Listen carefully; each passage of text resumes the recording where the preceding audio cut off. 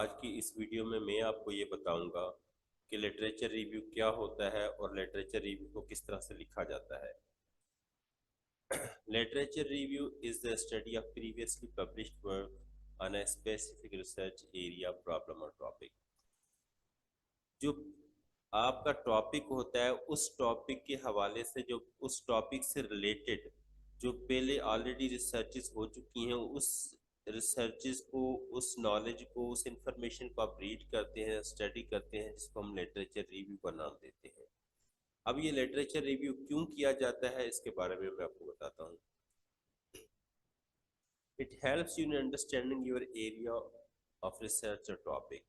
आप जब literature review करते हैं, अपने टॉपिक से रिलेटेड जो आर्टिकल्स हैं वो पढ़ते हैं, तो आपकी इंफॉर्मेशन, आपका नॉलेज बढ़ता है आपके टॉपिक के हवाले से, जो कि अल्टीमेटली आपको हेल्प करता है आपका रिसर्च पेपर या रिसर्च प्रपोजल लिखने में। It helps you in identifying a research gap. अब ये जो लिटरेचर रिव्यू है, ये आपको रिसर्च गैप तलाश करने में हेल्प करता है, और आपने जो रिसर्च करनी है उसके लिए रिसर्च गैप का होना बहुत ज़रूरी है। जिस किसी को अगर नहीं पता व्हाट इज रिसर्च गैप, तो आप नीचे कमेंट्स में लिखते, मैं उसका जवाब दे दूंगा। It helps you to reform your research questions और हाइपोथेसिस। आप जब लिटरेचर रिव्यू करते हैं तो आपने जो रिसर्च क्वेश्चंस बनाए उनको अमेंड कर सकते हैं, उनको तब्दील कर सकते हैं, क्योंकि अब आपका नॉलेज बढ़ रहा है, आपकी इंफॉर्मेशन बढ़ रही है। आप उनको पैराफ्रेज कर सकते हैं, रिफॉर्म कर सकते हैं, मजीद बेहतर बना सकते हैं रिसर्च क्वेश्चंस को। It helps you to understand the way you write methodology.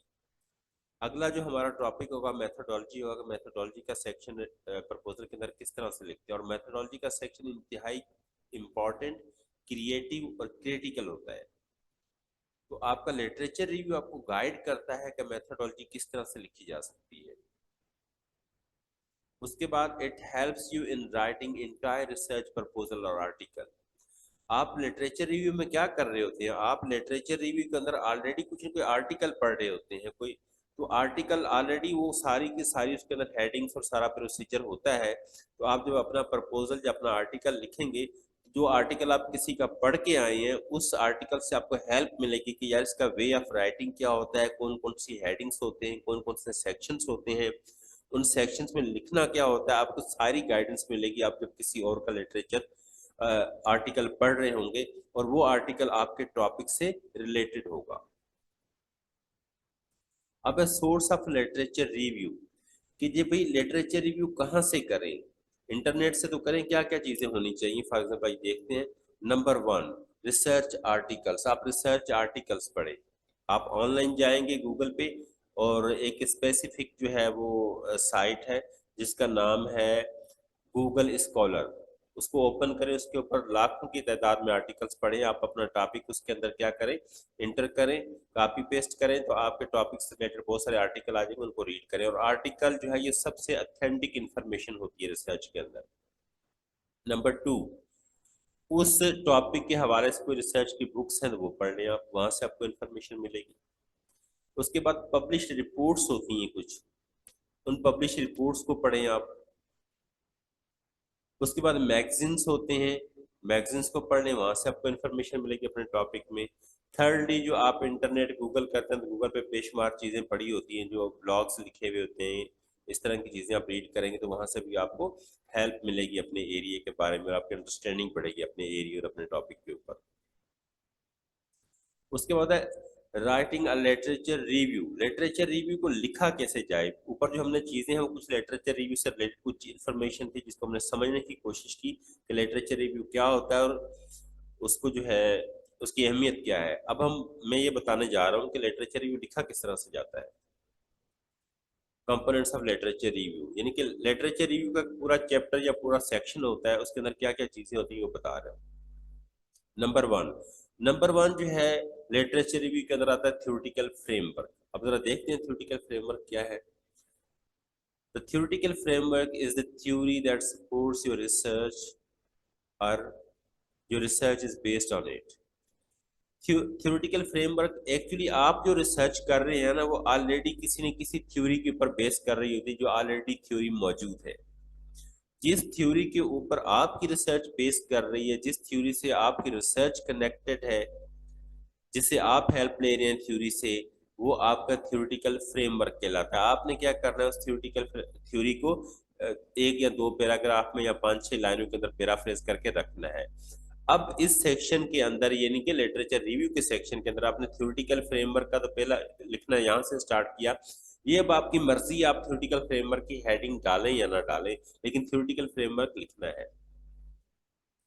Theoretical framework जब लिख लेते हैं तो उसके बाद बॉडी ऑफ लिटरेचर शुरू हो जाती है। अब मेन जो है आपका लिटरेचर रिव्यू का जो सेक्शन है वो शुरू होता है थ्योरेटिकल फ्रेमवर्क के बाद। इसमें आप क्या करते हैं, a body of the literature review contains the information you got during the literature review related to your topic। ठीक है, अब आपने जो अपने टॉपिक के हवाले से जो जो चीजें पढ़ी हैं, चाहे आर्टिकल से पढ़ी हैं, बुक से पढ़ी हैं, इंटरनेट से पढ़ी हैं, मैगजीन से पढ़ी हैं, वो आप इसमें लिखना शुरू करते हैं। लेकिन टू द जैसा है वैसे ही कॉपी और पेस्ट नहीं कर देना, आपने उसको वहां से पढ़ना है, समझना है और अपने अल्फाजों में लिखना है, उसको पैराफ्रेज करके लिखना है।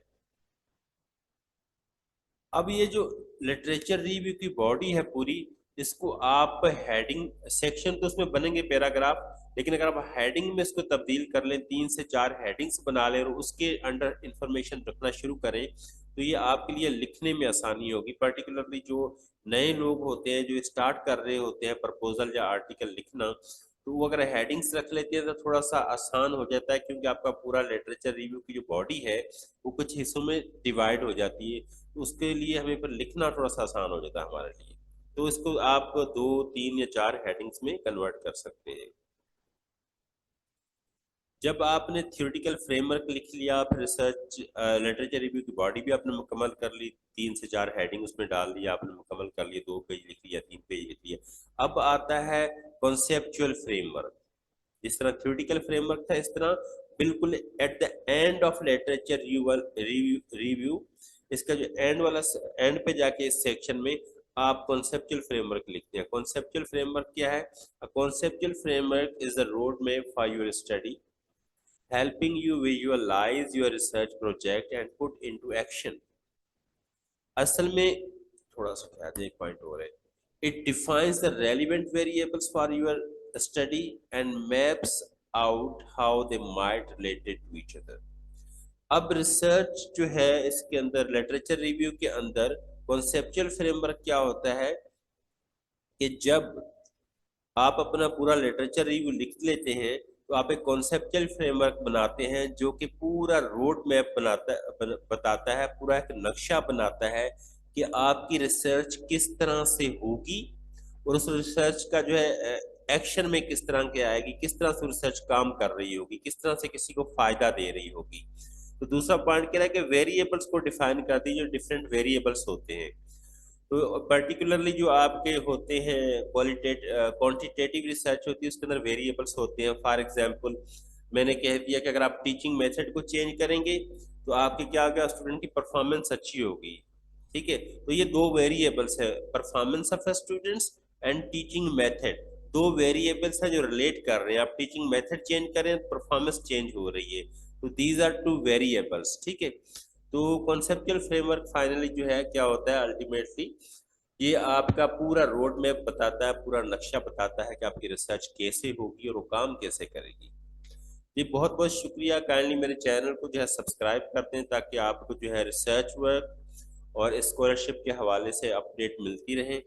और इसके अलावा अगर स्कॉलरशिप के जो डॉक्यूमेंट्स वगैरह होते हैं उस हवाले से किसी को हेल्प चाहिए तो मैं ग्रुप में, फेसबुक वाले ग्रुप में और व्हाट्सएप वाले ग्रुप में चीज़ें शेयर करता रहता हूँ। आपने जो कमेंट्स में लिखने का तो मैं आपको सेंड कर दूंगा। बहुत बहुत शुक्रिया, अल्लाह हाफिज़।